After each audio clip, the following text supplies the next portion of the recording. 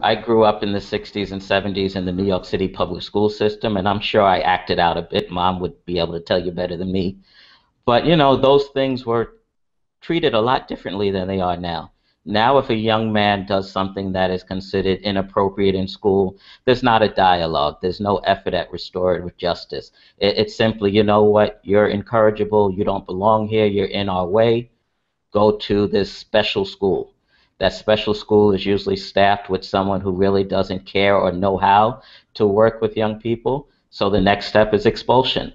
Once you get expulsion, you have a system that has simply said, you know what, out of school, out of mind, welcome to the prison system.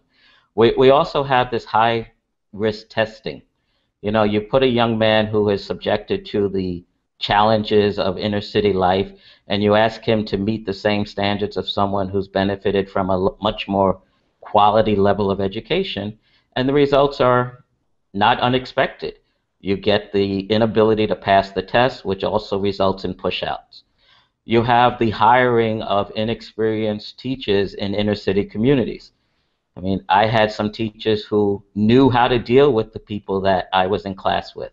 And then you have teachers today who are so afraid of the young black men of color that as soon as anything happens that suggests any level of misbehavior, nothing even remotely close to criminality, you get school safety involved, which is a branch of the New York Police Department.